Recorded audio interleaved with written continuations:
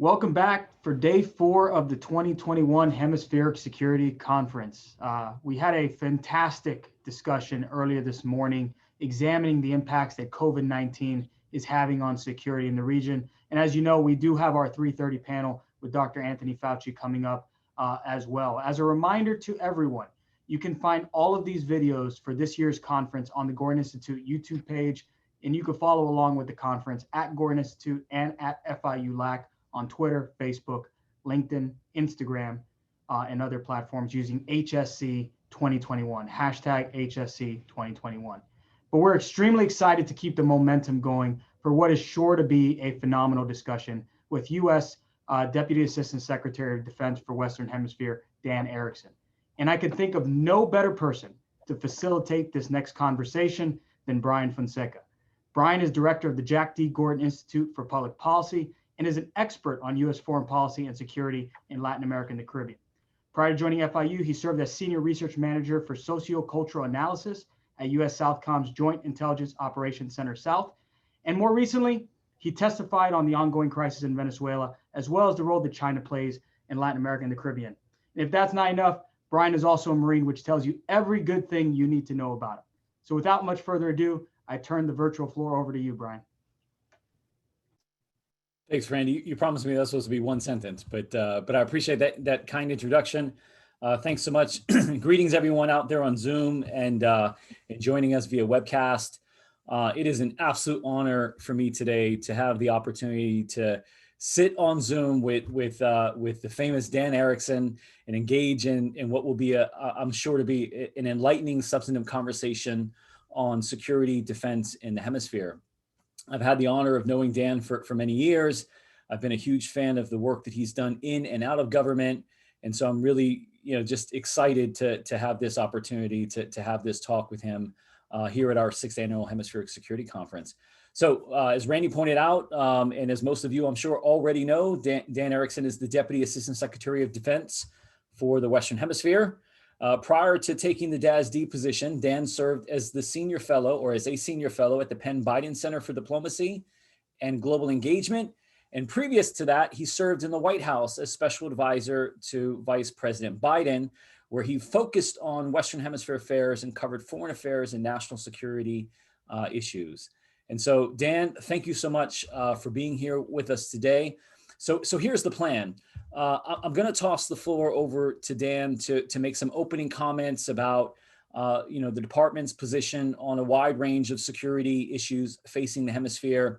And then I'll toss some questions out there and engage us in dialogue for a bit of time before going to the audience and weaving questions in from the audience to round out this very short, what will go very fast this next 60 minutes. And so, Dan, I'm going to get straight over to you. And so I cede the floor to you.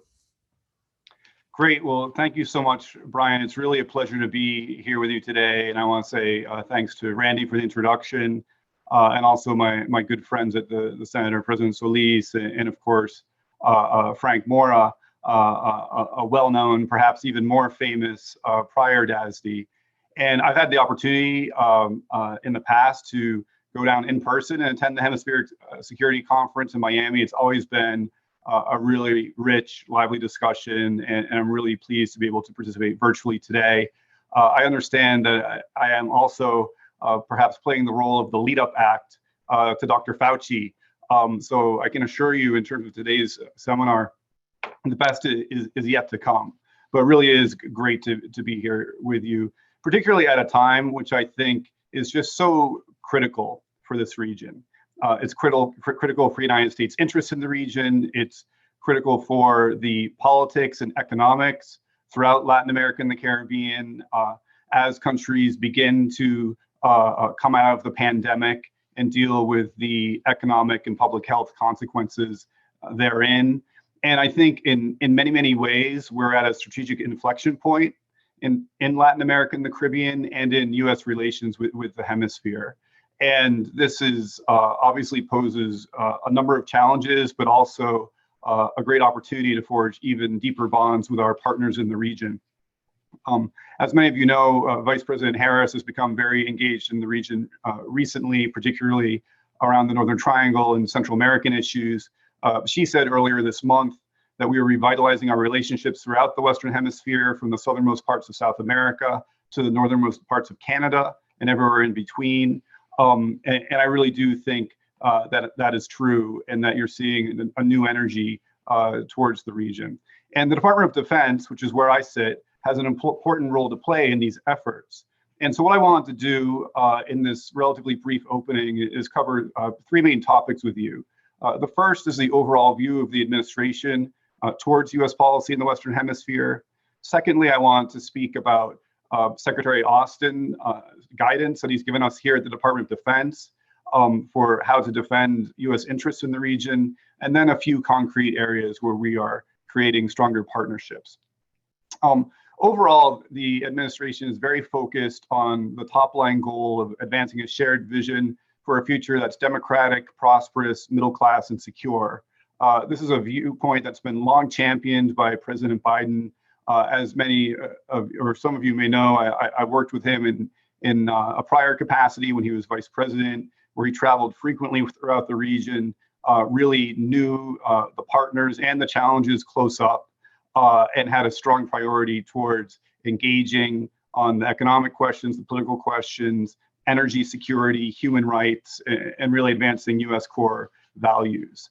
And as we look at what we're faced with today, and I mean, a lot has changed in 4 years, probably more than we'll be able to cover during the course of this conversation.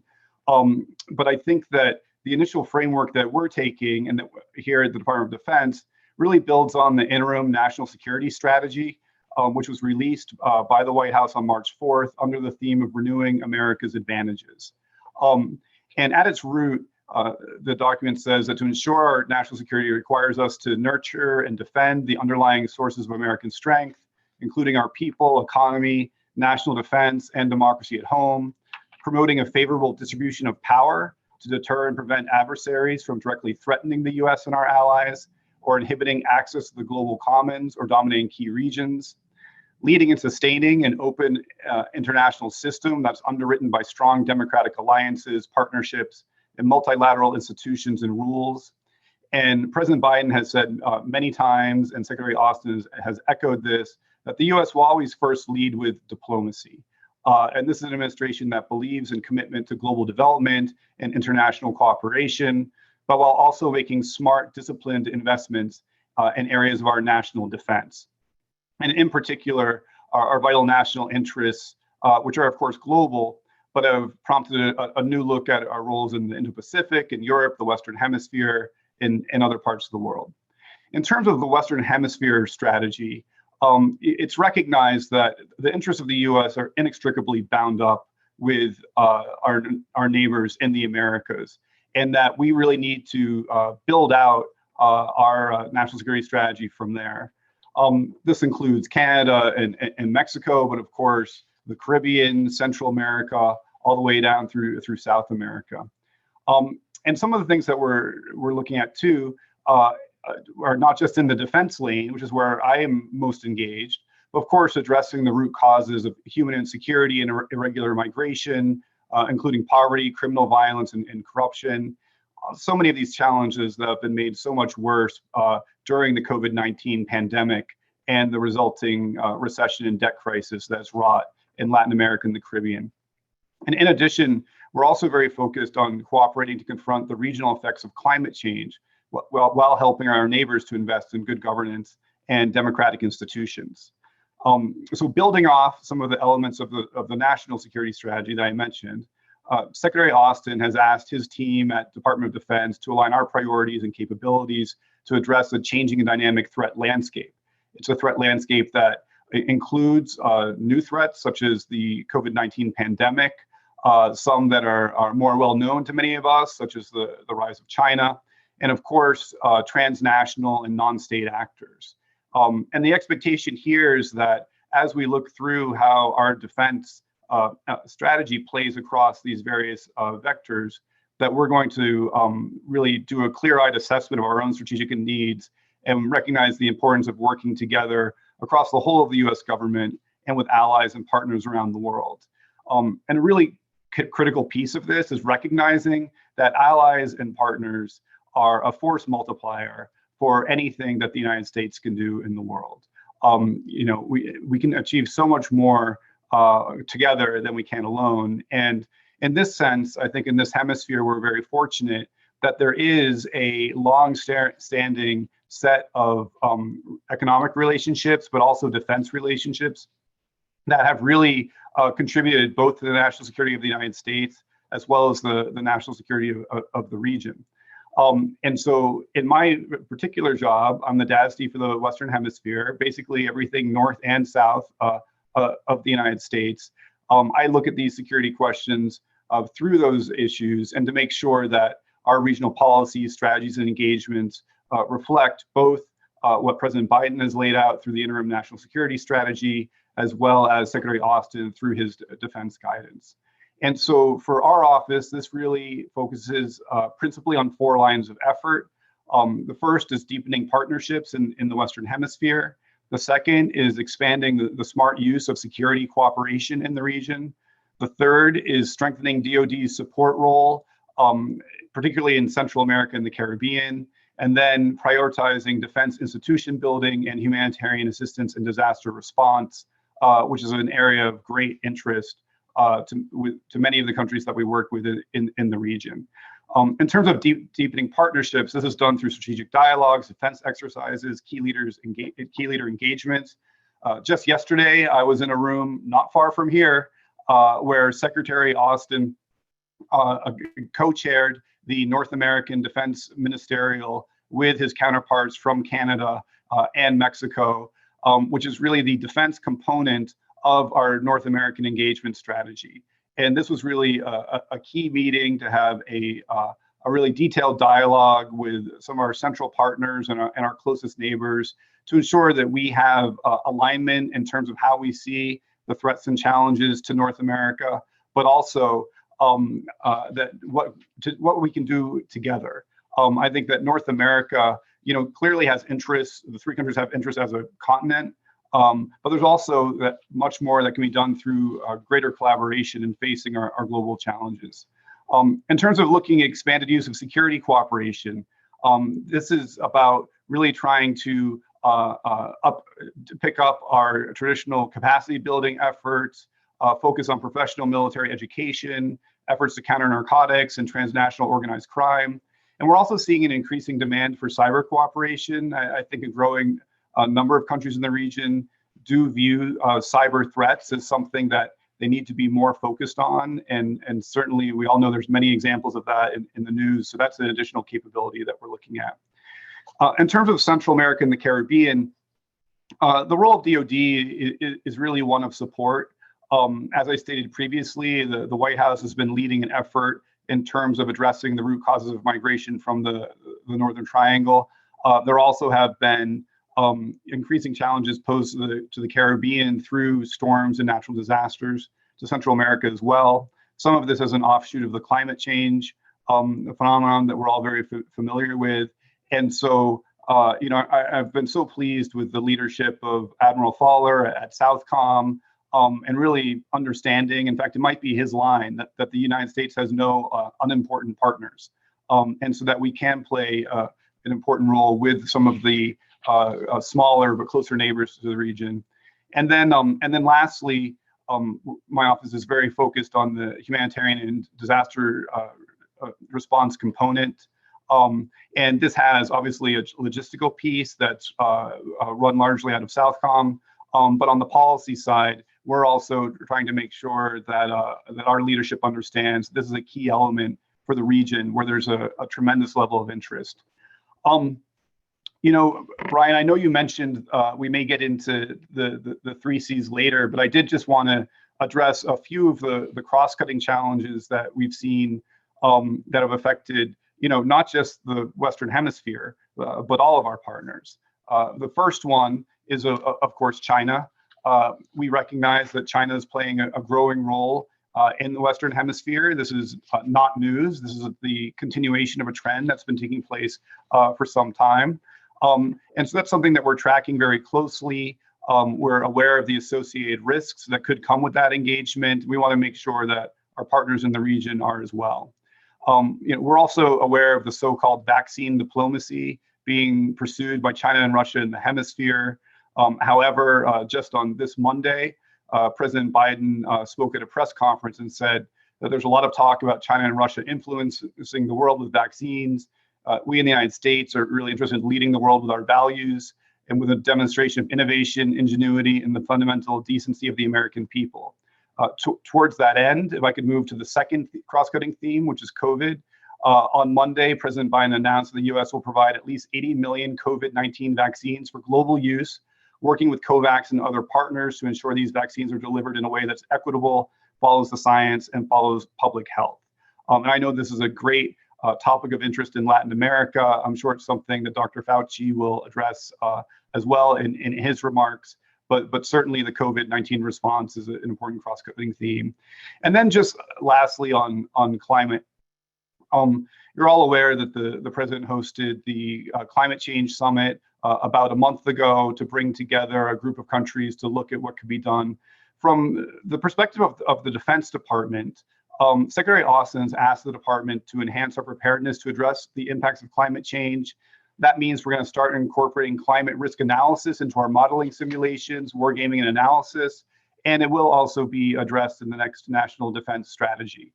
There is a linkage, obviously, between our interest in supporting the region on humanitarian assistance and disaster relief efforts, and which is really the local and regional impacts of climate change, and of course, the much bigger discussion that needs to take place about reducing carbon emissions and bringing this back under control. So that's just some opening comments I thought I'd put on the table to kick off our discussion. I want to say, Brian, that I really do appreciate this opportunity. I think that when you look at the interagency or the administration as a whole in the U.S. government right now, there really is deep collaboration across all the primary national security agencies. We're in frequent communication on all of these issues. And my piece of it, which is really the defense strategy, is something that has some discrete challenges, but I'm very focused on making sure that's linked up to the broader objectives that this administration is pursuing in terms of a hemisphere that's democratic, prosperous, middle class, and secure.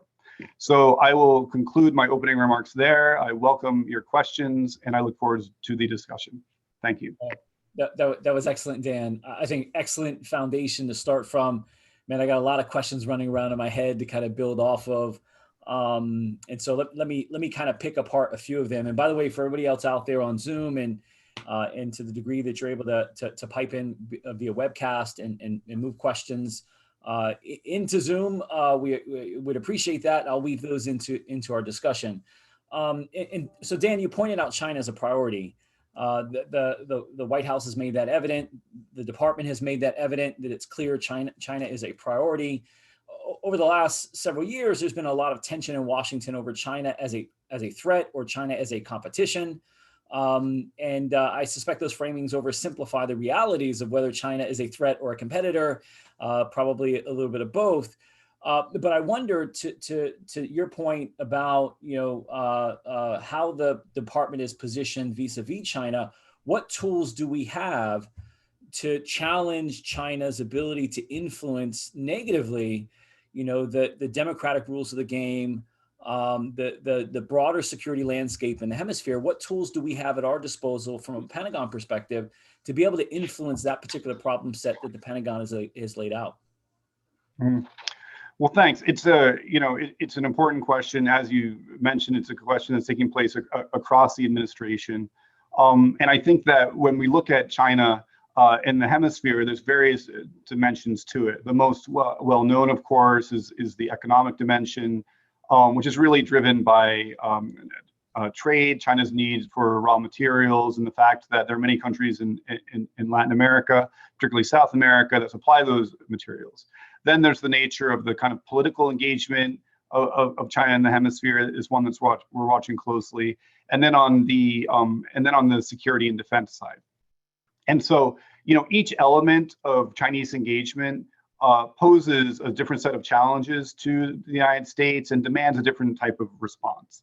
And one thing that I'm interested in keeping us very clear on, or kind of which issues here really respond to Defense Department related issues versus those that might be better addressed by trade, commerce, perhaps development assistance, or other agencies. And I think that one thing that the U.S. Department of Defense has developed over time is a very strong relationship with both the civilian defense authorities and the armed forces in the region in terms of training, in terms of professional military education, maintaining interoperability with a variety of different forces in the region. And so all of that is really important. And we're just way ahead of where China is on those issues, which is not necessarily the case on the economic side, where perhaps there's more balance, or perhaps because of the comparative advantage of some countries, there's a trade arrangement with China that's larger. And so from my vantage point, I'm very much an advocate of maintaining and defending that advantage. I think that it can be done with relatively modest investments. And so I think that's one important element of this. Then there's the question too, when you look at China and the role of China in the world, to what degree is this a kind of a geographically located challenge to be managed out of Indo-PACOM? What elements of this are global in nature? I know U.S. Southern Command has been a very strong advocate for looking at China as a global challenge that has impacts in Latin America. And then you have a variety of kind of new threats that are coming across the radar screen as well, whether that's in terms of cyber or in terms of other issues. So I think that having such a strong starting place as the Department of Defense does in terms of our engagement and our partnerships in the region on the defense side compared to China, I really think that it's really maintaining and keeping up that tempo of engagement that's the most important tool we have. Okay, thank you for that. And I think that makes a lot of sense. I mean, we have, a tremendous advantage in terms of the partnerships and the deepening of those partnerships. And frankly, the work that we've done in the professionalization of the armed forces and I think that's gone a long ways in terms of solidifying our relationships. But we, of course, we got to stay ahead of that as we continue to move through, a time in which China continues to make, profound investments in trying to close that gap with us. And so I appreciate your views on that. And maybe not so far from China, kind of, if I was to switch to another C, you brought up cyber. We know China has a huge equity in sort of cyber as well. And we've gotten a lot of demand signals from the region on the issue of cyber, as you pointed out. And again, as you said, we're reminded every day about the vulnerabilities of the growing cyber threats, not just here, but across the hemisphere. And in many countries in the hemisphere, the militaries are being sort of thrusted to the forefront of taking on cyber within the portfolio of their seemingly expanding, roles within their respective countries. How does the department plan on engaging the region on these issues? You talked about cyber in the portfolio of some of your planning. How do you intend to do that? As you lean in on cyber and capacity building across the hemisphere. Thanks for the question, Brian. It's a big question. It's one that we're really spending a lot of time looking at. I think that really the first step in terms of addressing the cyber challenge is in terms of problem definition. And to what degree do what we view in the United States match the understanding of some of our Latin American and Caribbean partners on the cyber threats, and what's the kind of rank prioritization of that? Because clearly here in the United States, as we've seen through a number of recent events, the need to maintain our cyber defenses is an extraordinarily high priority.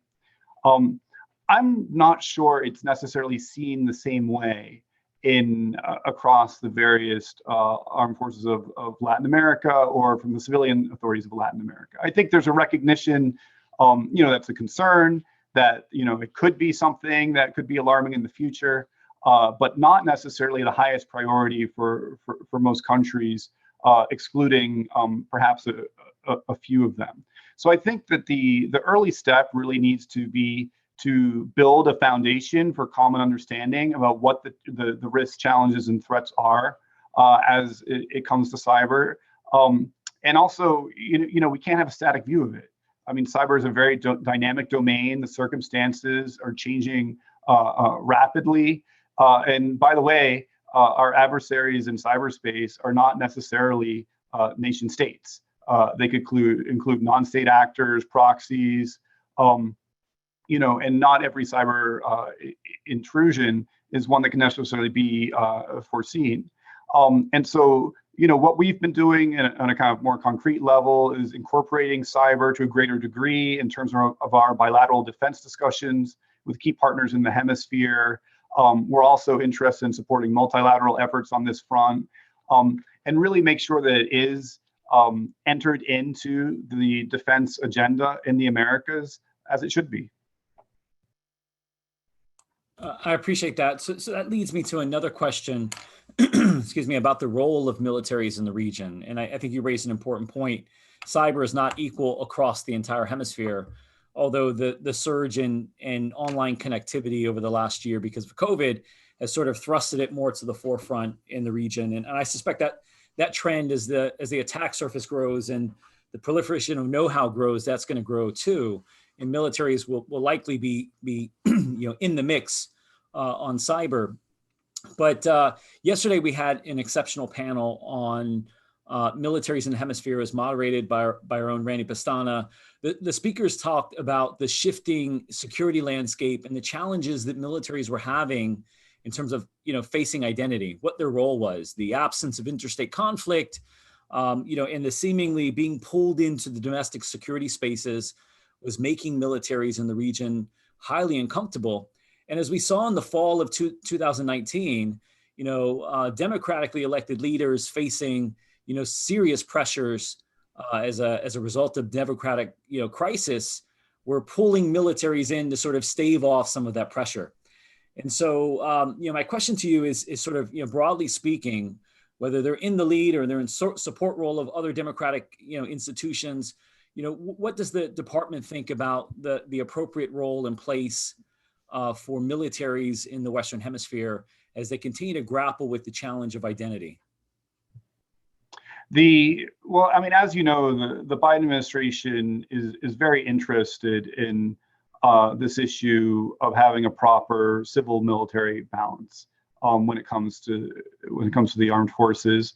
I think that is also true when you look at the hemisphere writ large, and it's a very complex question because certainly we want the militaries to be obey and be under the authority of their civilian leaders. That is paramount.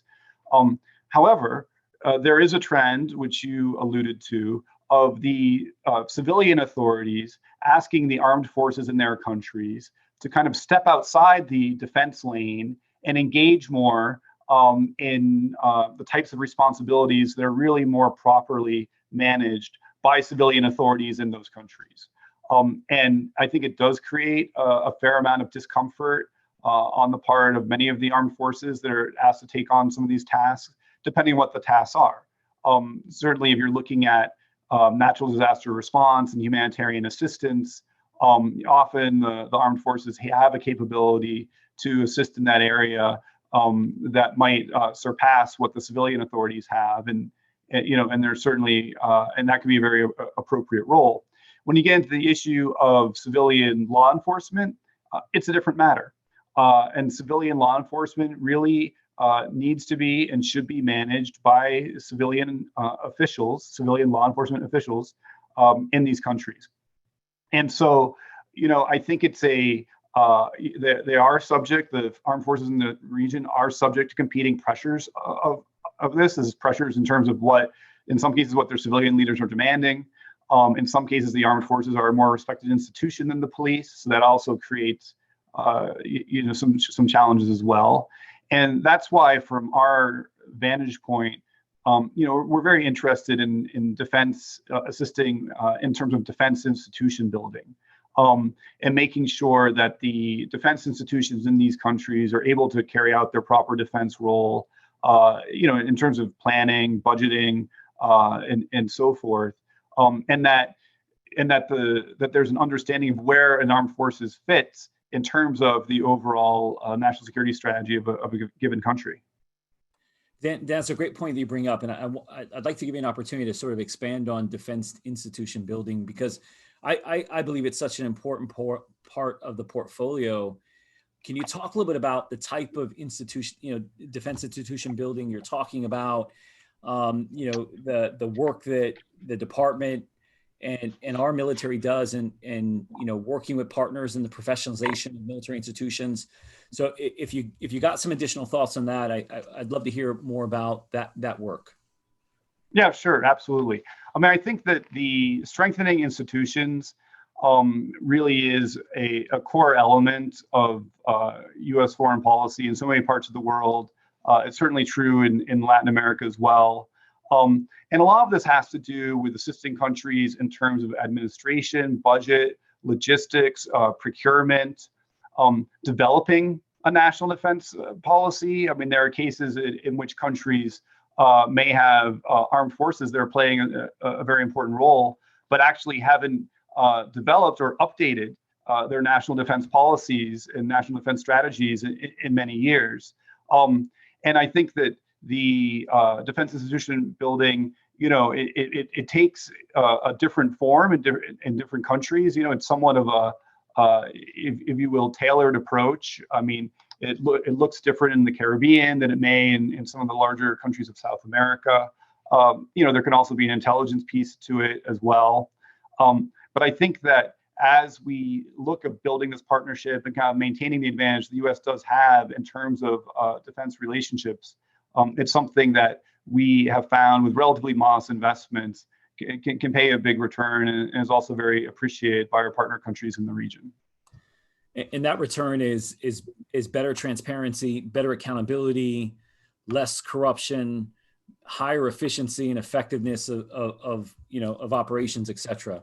And that's the exactly. And also, the human rights component too. That's right. I mean, I think that when you look at the role of the militaries in the region, it's important to have some of these core values respected and refreshed. I mean, you're familiar that U.S. Southern Command has a human rights office, which plays an important role. And so exactly, it's kind of institutioning this or strengthening the institutional capacity of these countries to carry out their defense missions, but to do it in a very collaborative, cooperative way, right? I mean, this is something that's done. These programs are developed jointly with the countries. If a country's armed forces identifies or civilian defense authorities identify a need and see an area where we can provide assistance, of course, we're more than happy to do so if we have the resources to do it. That's a good point. And if I recall, Southcom was the first to stand up a human rights office in a combatant command, and maybe the only one to have a human rights office in a combatant command. So they've been at the forefront of that, if I recall. I appreciate that. So I want to come back to something you talked about with respect to climate change. So we talked about the 4 C's, right, as important thrust areas in U.S. foreign policy and broader security assistance.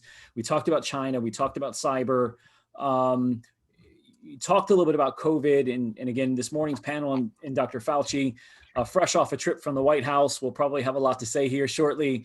But I want to talk a little bit more about climate. We had another exceptional panel 2 days ago about climate, and I wanted to get your thoughts on what role militaries can play in terms of helping assuage some of the issues that we anticipate as a result of climate change. This is a hotly debated, subject in terms of, climate change, not typically seen as something the militaries should be a part of, but certainly there are areas in which militaries can play vital roles in addressing and helping mitigate some of the problems that extend from climate change and the subsequent, effects of disasters, et cetera. Can you talk a little bit about your thoughts in the department's perspectives on the role militaries might be able to play in those spaces going forward? Sure. I mean, I think the very first component of this is really recognizing that as the climate does change, it poses new challenges to defense and to the armed forces. And I think that the way you kind of teed up the question is exactly right. That traditionally people have thought kind of national defense is here, and climate change is something that's happening, who knows where, I guess all around us, but somehow it doesn't affect the defense agencies or the armed forces. And what we've seen is that there are a variety of impacts. I mean, certainly in many countries, if there is if there's a big storm that hits, large hurricane, what have you, the armed forces are frequently called upon to address that. There is a conversation as well around kind of emissions reduction broadly in the United States government and how the Department of Defense fits into that. I think that looking forward, you need to think about, if you're gaming out kind of certain challenges 5, 10, 30 years ahead, how that fits in. I mean, as I said in my opening remarks, and in the typical framing is that hemispheric policy goes from Canada to the tip of Chile, which is true diplomatically. I would argue when you look at in terms of defense policy, it really goes from the Arctic to the Antarctic, right? And as we know, climate change has had impact on both of those regions, but certainly the Arctic in particular. And so that's been an area of greater emphasis and focus. And so it's those sorts of things, Brian, really, making sure that we're factoring climate into our thinking, and how does that kind of change the both the spatial map and the mental map of the challenges that we're dealing with today, but also we'll deal with in the future. It's a great point, and how that informs the transformation that militaries are going through as they begin to deal with the priorities of the future and begin to position for the priorities of the future. Dan, you talked about the North American Defense Ministerial that just took place yesterday there at the Pentagon with arguably two of our most vital partners in relationships, Canada and Mexico. Can you talk a little bit about, I mean, oftentimes this conference tends to pivot towards Latin America and the Caribbean. We don't talk a lot or enough about North America and the relationships that we have, from a US perspective with Canada and Mexico. Can you talk a little bit about the dynamics of our relationship with Mexico and Canada? And then if there's something that you can tease out with respect to what differentiates maybe how you and the department approaches North America versus, south of Mexico and our Latin American Caribbean relationships. Sure. Well, I mean, Canada and Mexico on many, many fronts are, our closest partners, as you know. And the North American Defense Ministerial was really the product of many years of trying to think if there's ways that we can link up our defense institutions more to address some of the common threats and challenges. The first North American Defense Ministerial was hosted in 2012. By Secretary Panetta. And then it was supposed to be on every 2-year basis, but for a variety of reasons, it kind of dropped off a little bit during the prior administration. And so the North American Defense Ministerial that was held yesterday was actually the first one since 2017. But we are going to get it back onto a 2-year basis moving forward. And it's really an opportunity to kind of look at the continent as a whole, how the respective, in this case, it's the ministers of defense of the 3 countries, really look at the, look at the challenges and the issues that face us on a whole range of topics. There's also, very much cognizant of some of the challenges that are emerging in Central America and from climate and other things. And so it's an important opportunity to address that. Structurally, the Canada and Mexico are quite different within the department. We have U.S. Northern Command, which is actually they're in the area of operations of that command, as opposed to U.S. Southern Command, which is based in Miami and obviously covers most of the Caribbean and Central America and the rest of Latin America. And so I think that, Brian, if you're thinking of hemispheric defense policy as kind of a set of building blocks, North America is certainly the foundation, and that's why, when I got in here and kind of looked at some of the early priorities to take, I thought it was important to kind of start with that ministerial as a first step, leading up to what will take place the next year, the Conference of Defense Ministers of the Americas, one that an event that I'm sure many people on the line are very familiar with, which is due to be hosted by Brazil next year. But to have a greater North American alignment within that kind of broader multilateral setting is very helpful. No, that's excellent. Thank you so much for that. I want to hit the audience. I want to go to the audience for questions because we seem to have a ton of questions piling up in the Q&A box. And so I'm going to start to weave these questions into the discussion. I think some of them we've already hit on, or you've already hit on, Dan, but I want to sort of readdress them in the event that we can go a little deeper in some of them. So one of the first questions was from a policy perspective. Stephen sort of cites, Secretary Austin's focus on embracing allies. And that's something that we hear consistently from the administration, the importance of allies in our calculation, our foreign policy calculation. So the question is, from a policy perspective, what are you doing to achieve this? What needs to be done to achieve it? And where do the allies fit in sort of your objectives from your perspective? So however you want to approach that. Sure. Well, I think I maybe started to address it, looking at the North American piece of it.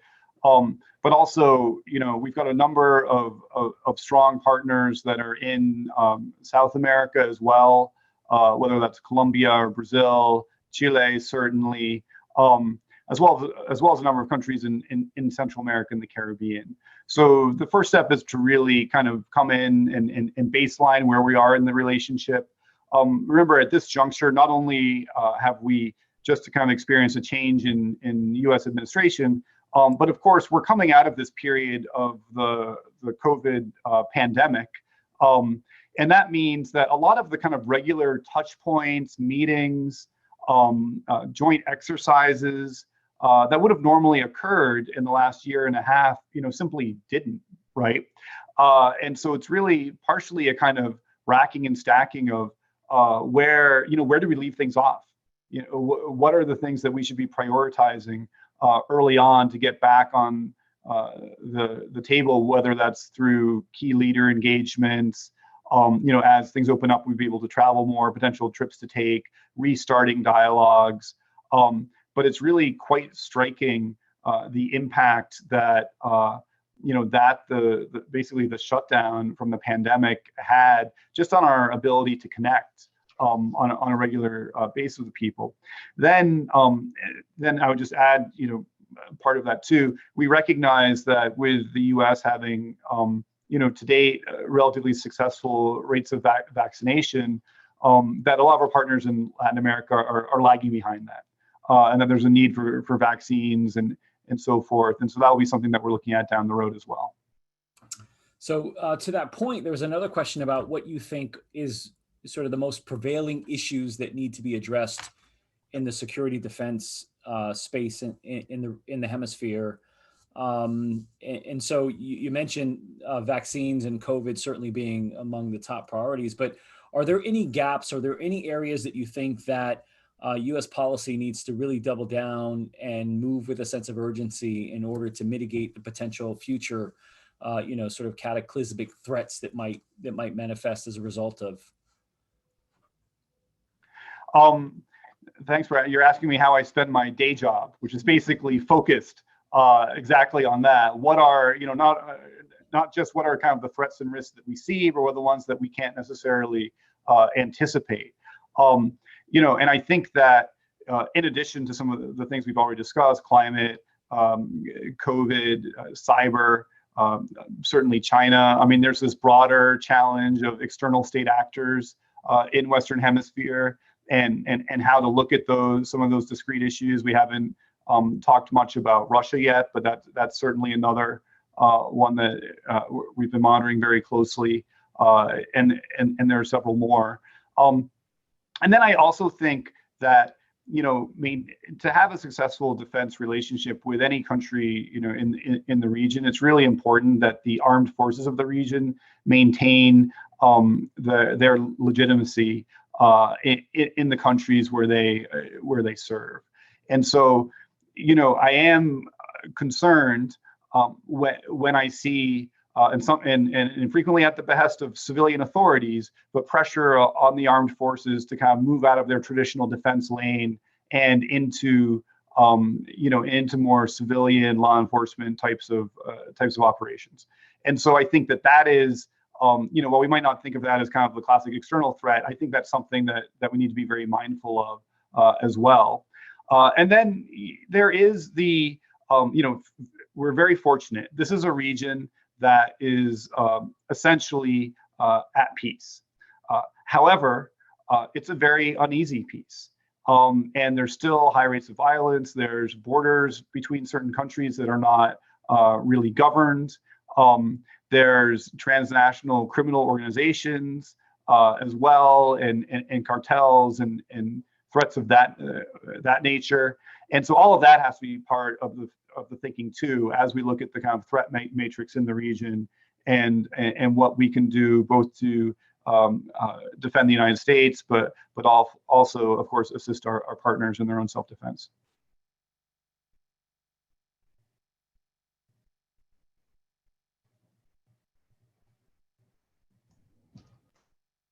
Oh, sorry, I was muted, and I think I probably asked a really good question while I was muted. So okay, let's try that again. Sorry about that. So that was a really good answer. There was a question about the Caribbean. Any perspectives on the department's engagement in the Caribbean? Anything you see that's different in terms of your engagement in the Caribbean versus your engagement in other parts of the hemisphere?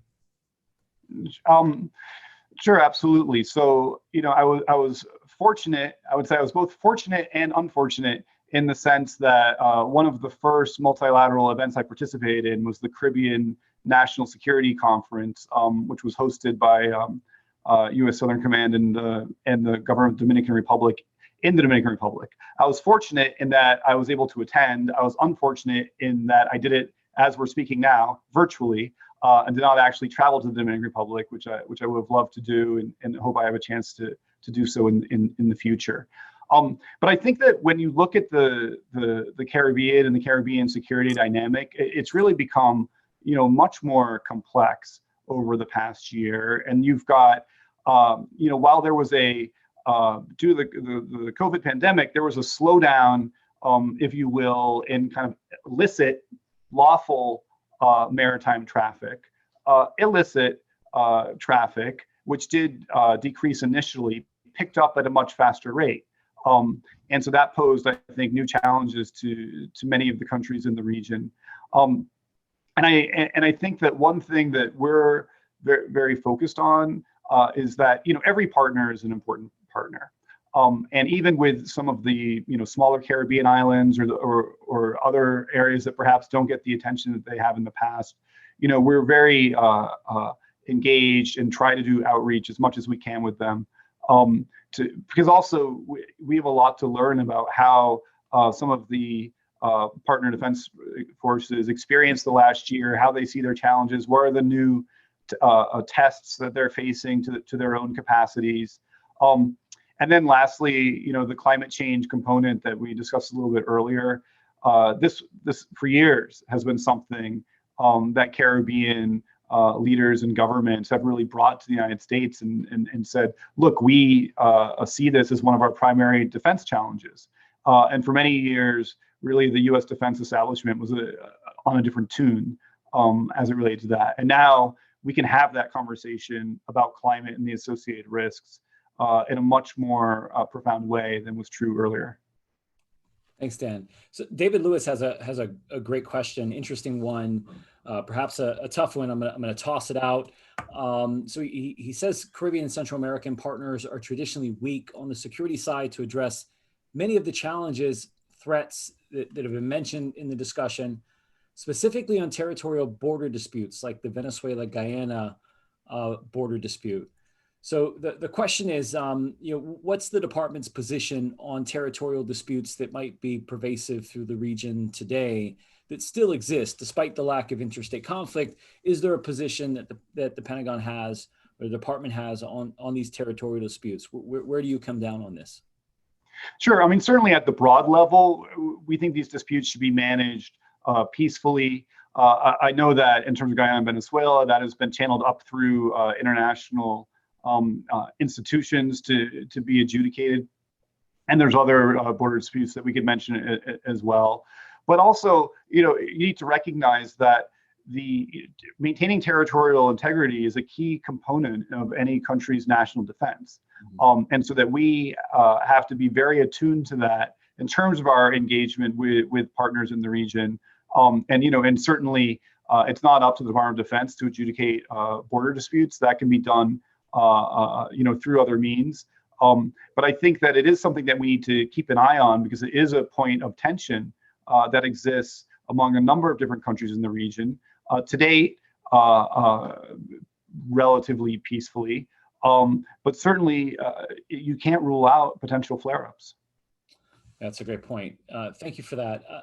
There's another question about, so you referenced Vice President Harris and her role in the Northern Triangle.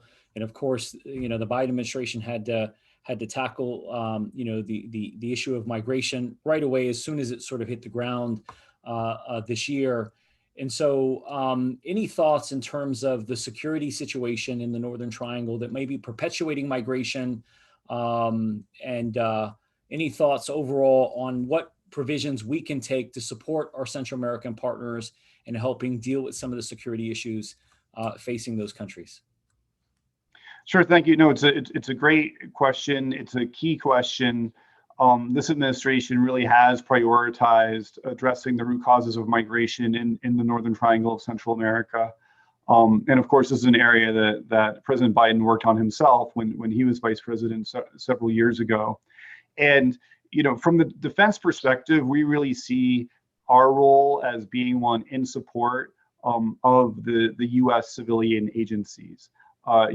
When you look at who's really kind of leading this effort on the international side, certainly it's very much State Department in the lead, the Office of the Vice President, of course, and the wider NSC. U.S. Agency for International Development has played an important role, and then kind of the international components of some of the other agencies that may have resources to offer to the region. Following the Vice President's meeting with President Alejandro Giammattei of Guatemala on April 26, the Department of Defense did double its humanitarian assistance to be provided to the Northern Triangle of Central America, up to $26 million. It's not a huge sum when you look at the overall amounts of resources that are being put into the region, but it was an area where we felt that we could contribute relatively rapidly to address some of the urgent humanitarian need that we see there.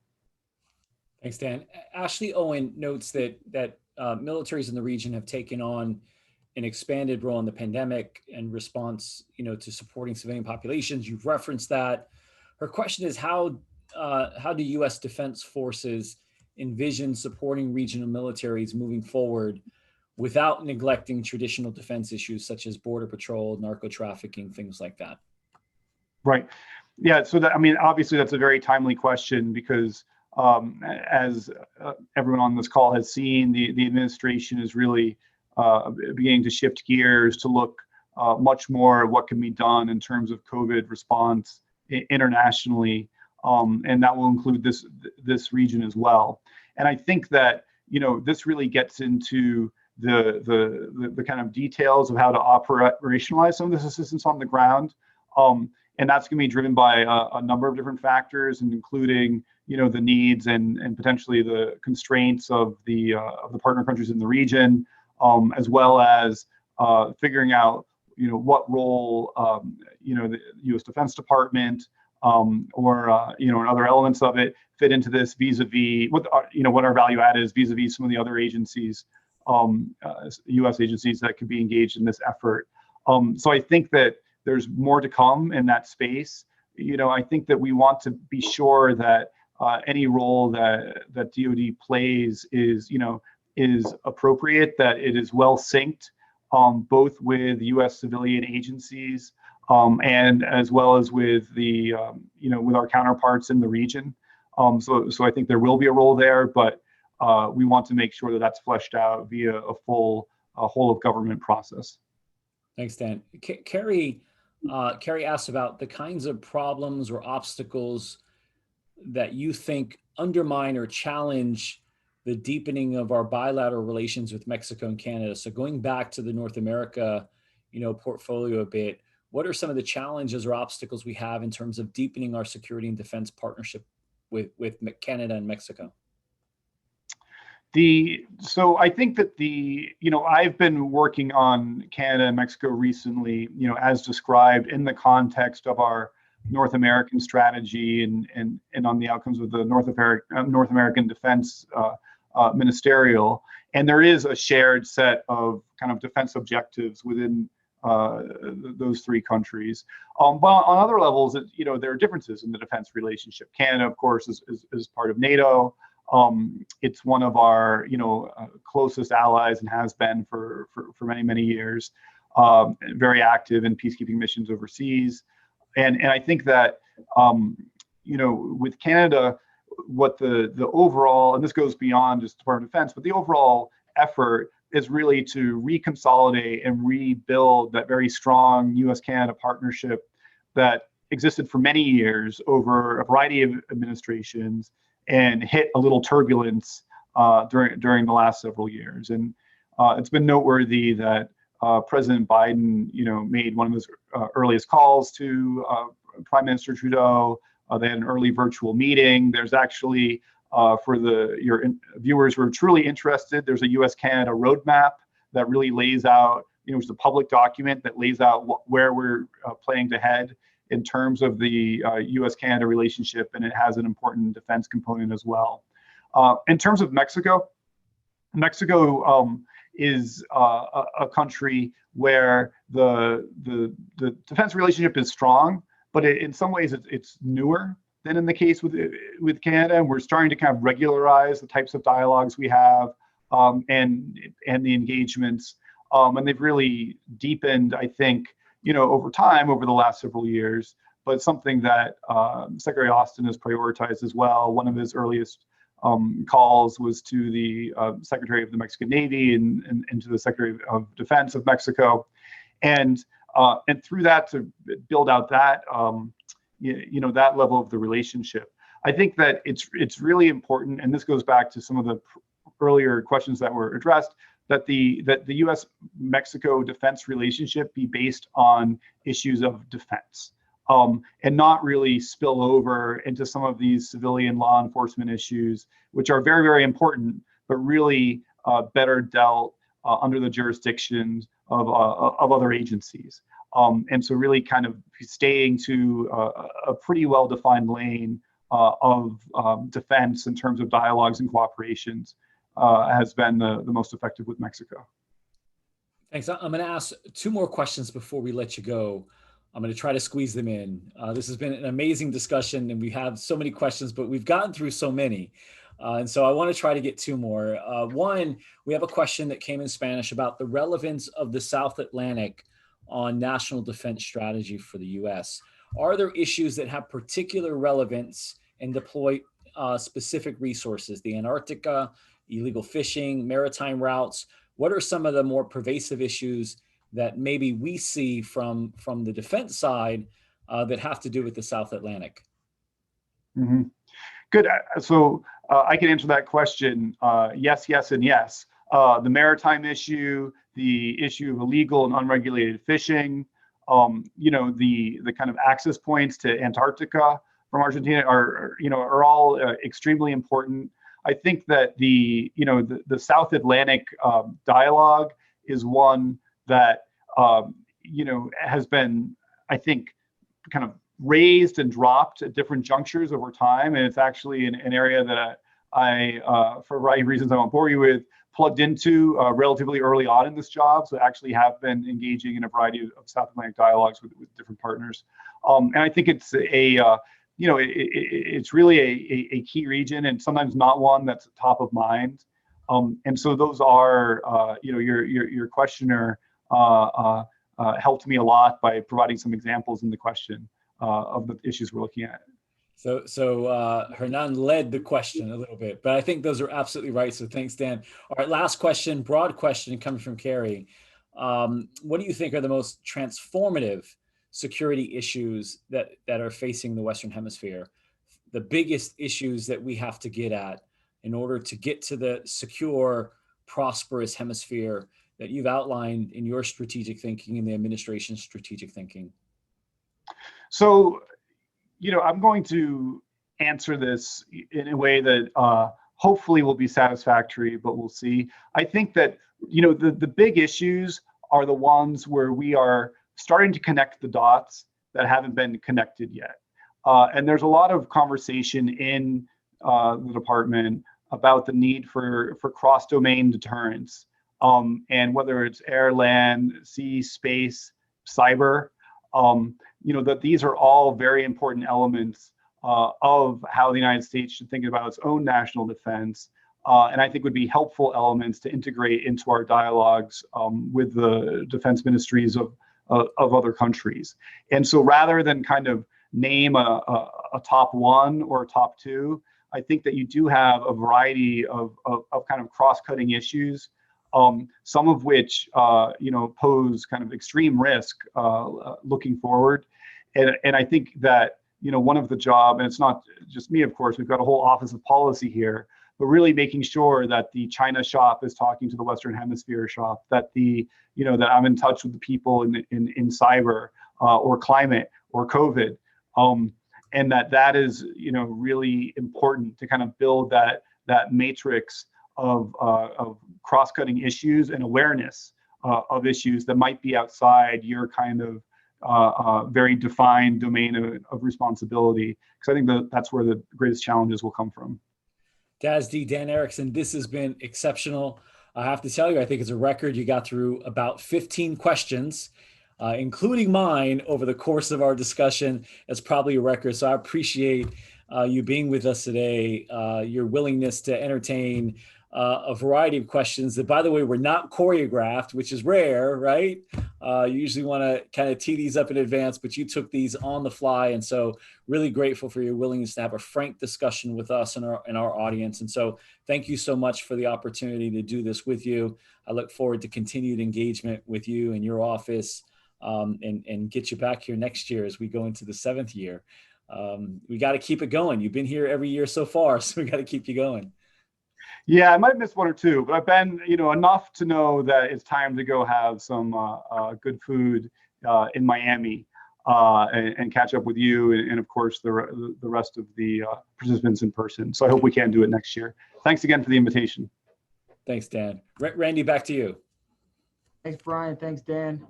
Fantastic dialogue. Dan, keep up the great work over there at the Pentagon. We appreciate everything you're doing. As a reminder for everyone, you can find all the videos for this year's conference, including this last session between Brian and Dan, on the Gordon Institute YouTube page. You can follow along with the conference at Gordon Institute and at FIU-LAC on Twitter, Facebook, LinkedIn, and Instagram, utilizing the hashtag HSC2021. So our next panel will begin promptly at 3:30 p.m. Eastern Standard Time, where we have a discussion with Dr. Anthony Fauci and the rest of the Southcom leadership team. So look forward to seeing you at 3:30 p.m. Thanks again, and talk to you soon.